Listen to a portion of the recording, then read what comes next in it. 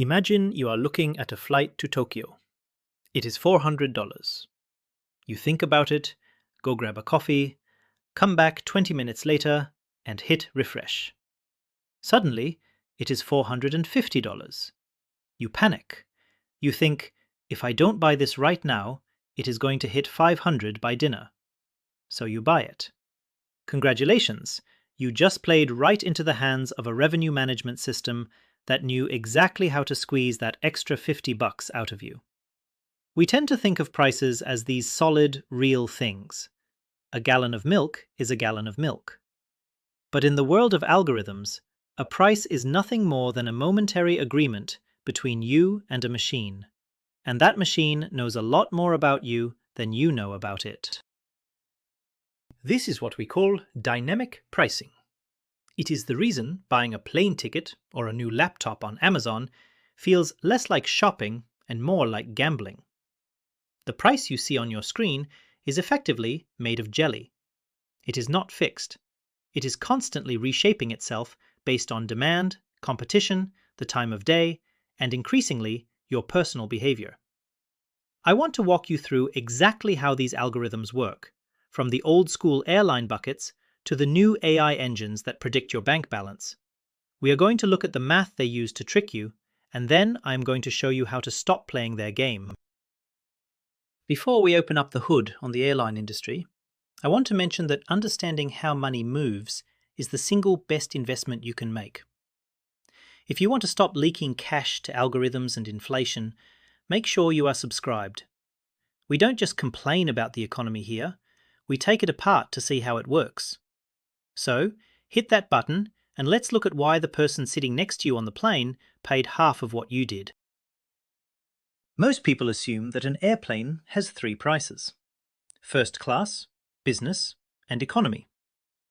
You might think that if you buy an economy ticket, you are buying a standard product with a standard price tag, just like a movie ticket. That is the myth. The reality is that the economy cabin is sliced up into a dozen invisible subcategories called fare buckets.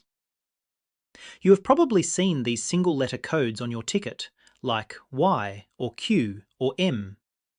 You ignore them, but to the airline, those letters are everything. They dictate how flexible your ticket is, how many miles you earn, and most importantly, how much pain you are willing to tolerate to get on that flight. Here is how the math works. The airline knows that on a Tuesday flight to Chicago, there are 20 business travelers who will pay almost anything to get to a meeting, and 100 leisure travelers who will only go if it is cheap. They use revenue management systems to decide exactly how many seats to allocate to the cheap buckets versus the expensive buckets. They are not just selling seats, they are managing yield. If the cheap bucket sells out too fast, the computer realizes demand is high and instantly closes the remaining cheap seats, forcing everyone else into a higher fare class. It is a probability game. They would rather fly with 5 empty seats than sell those 5 seats for too little money and dilute the perceived value of the flight. This leads to the psychology of scarcity. You have seen the little red text that says, "Only 2 seats left at this price." Technically, that is often true, but it doesn't mean there are only 2 seats left on the plane. It means there are only 2 seats left in that specific, artificially created fare bucket. Once those 2 are gone, the algorithm simply unlocks the next bucket, which might be $30 more. They are engineering a sense of panic to force you to close the deal. They know that if you believe the resource is disappearing, your price sensitivity drops. You stop looking at the value of the flight and start looking at the risk of missing out. Now, if you think fare buckets sound manipulative, just wait. That is actually 1980s technology. The buckets were static. The prices were set in advance by humans. What is happening right now is that airlines are moving to continuous dynamic pricing. This is where the buckets disappear entirely, and an artificial intelligence generates a unique price just for that moment in time. If you think the old system was bad, you are going to hate what the AI does. In the old days, airlines had to file their fares. There was a list somewhere of what a ticket could cost. With continuous pricing, that list is gone. Recent research from MIT and implementation by tech companies like Fetcher show that airlines are moving towards systems that calculate the optimal price in real time. This means the price you see isn't pulled from a menu. It is generated specifically for the search query you just ran. The goal is to capture your exact willingness to pay. If the algorithm thinks you will pay $312, it won't charge you $300. It won't charge you $310. It will charge you exactly the maximum amount it calculates you will tolerate. The math behind this is staggering. These AI engines process real-time network data, competitor pricing, weather events, and historical trends to simulate millions of demand scenarios every single day. If a competitor cancels a flight, the system knows instantly that demand for your route just went up, and it adjusts the price before you can even click the search button. Simulations show that these mechanisms can increase airline revenue by 1 to 4%. That sounds small, but in an industry with razor-thin margins, 4% is billions of dollars. And that 4% is coming directly out of your pocket, because the machine correctly guessed that you really needed to get to that wedding. The psychological trick here is subtlety. If they doubled the price, you would walk away. The AI is smarter than that. It is looking for the indifference point. It wants to raise the price just enough that you grumble, but still buy. It is constantly testing confidence levels. If bookings are lagging behind the forecast, it lowers the price to stimulate demand. If bookings are ahead of schedule, it raises the price to slow things down and save seats for high-paying business travelers later. You are not interacting with a store. You are interacting with a high-speed trading algorithm that is trading seats instead of stocks. So how do you handle a system that changes this fast? You have to understand that the price is a moving target. The protocol here is to avoid being the desperate data point. The system preys on urgency. If you check a flight 5 times in an hour, you are signaling high intent and low patience. The algorithm loves that.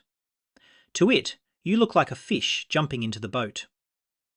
We will get to specific defense tactics in a bit, but the mindset shift you need right now is to stop trusting the price tag. Assume the first number you see is a test, not the final offer. You might be thinking, okay, Tom, I only fly twice a year, so I'll just drive. But you can't drive away from Amazon. Amazon took the airline model and applied it to everything from toothpaste to televisions. If you ignore how this works in retail, you are likely losing hundreds of dollars a year on household items without even noticing. The airline trick is about big purchases. The Amazon trick is about death by 1,000 cuts. Here is the myth about Amazon. You search for a blender. You see a blender. You see a price and a yellow button that says Add to Cart. You assume that is the price of the blender. In reality, Amazon changes prices millions of times per day. That price you see is just the current winner of the buy box algorithm. There might be 50 other sellers offering that blender at different prices, but Amazon highlights the one that balances low price with high fulfillment speed and seller rating. The scary part is that the price can change while the item is sitting in your cart. You put it in there at 9 in the morning, and by the time you check out at 5, it might be $2 more. You almost never notice. The math running Amazon is basically a war zone. Third-party sellers use automated repricing tools that track the competition every few minutes.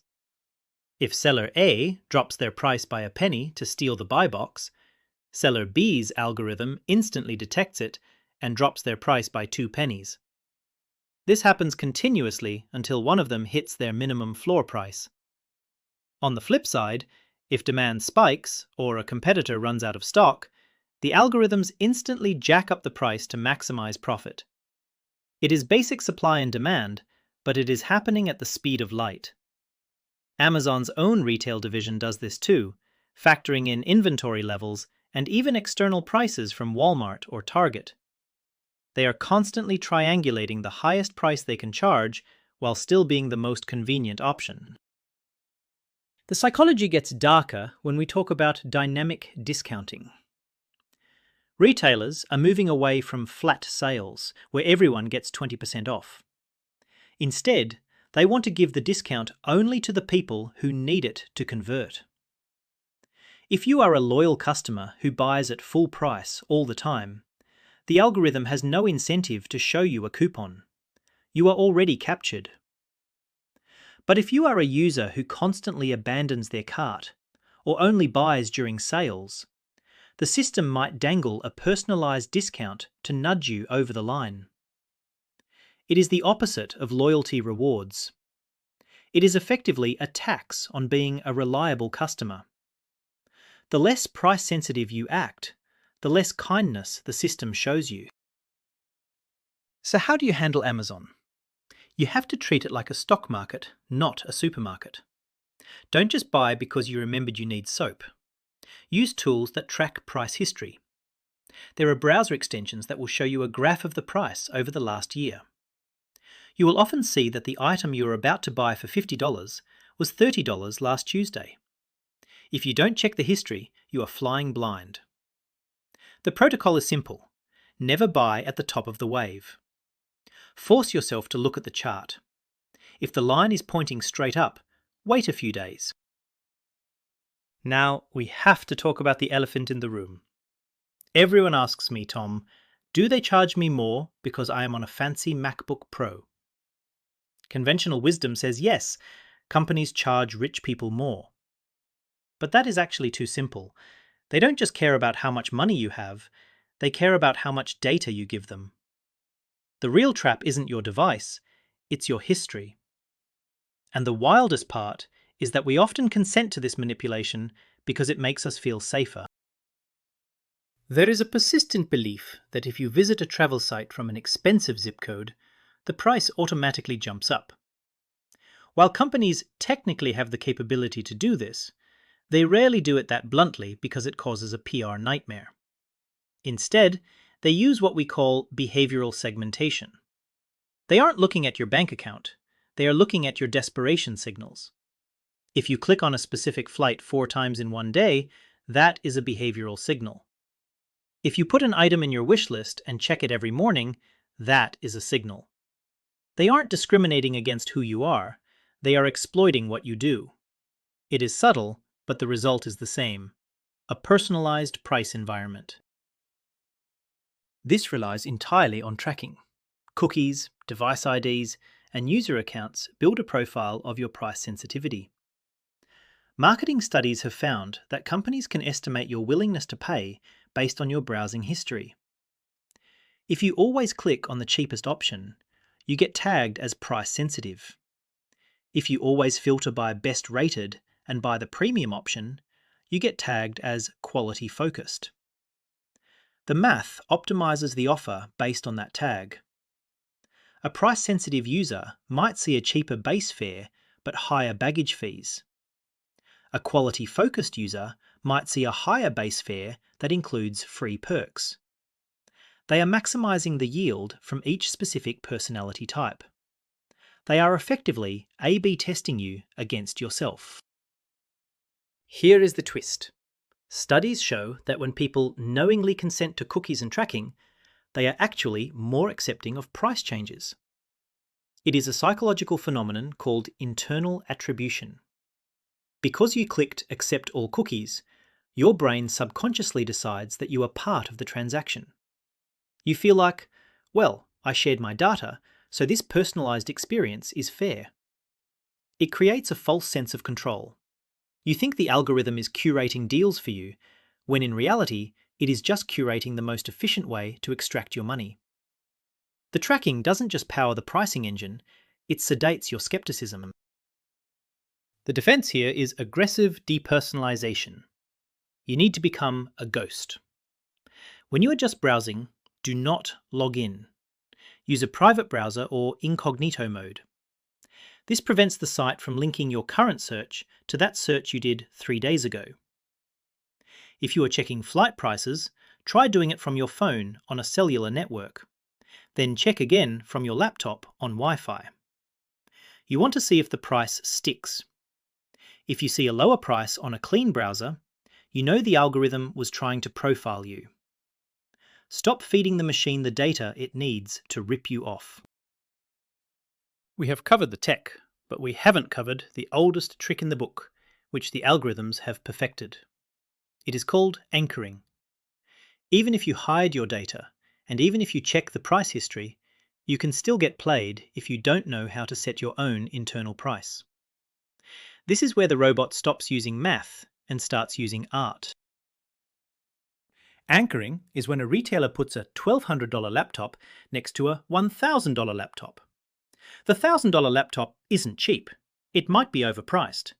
But because it is sitting next to a higher number, it feels like a deal. In a dynamic pricing environment, algorithms do this temporally. They might spike the price of an item for a few days just to establish a high reference price. Then they drop it back down to standard retail. You see the drop, your brain sees the gap between the high anchor and the current price, and you buy. You think you saved money. You didn't. You just bought at the normal price after a manipulated spike.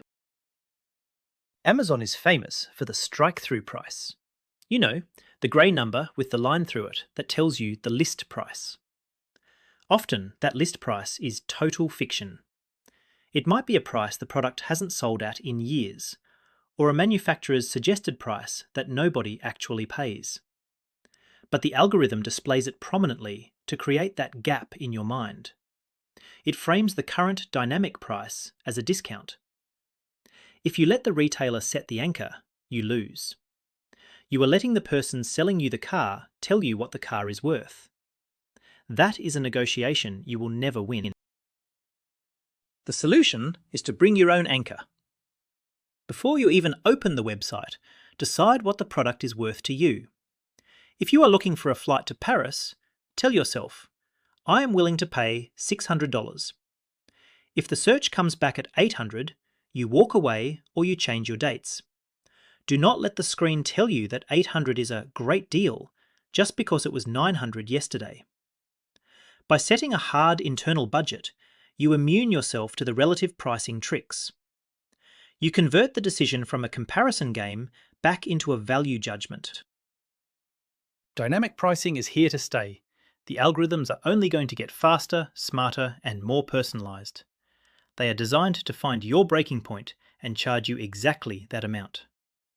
But remember, these systems rely on predictability. They rely on you panicking when stock runs low. They rely on you trusting the buy box. They rely on your cookies telling them how badly you want it. If you strip away that data, compare prices across channels, and refuse to be anchored by fake discounts, you break their model. You can't stop them from changing the prices, but you can choose not to play on their terms. The less predictable you are, the harder it is for them to squeeze that extra dollar out of you. Thanks for watching, and I'll see you in the next one.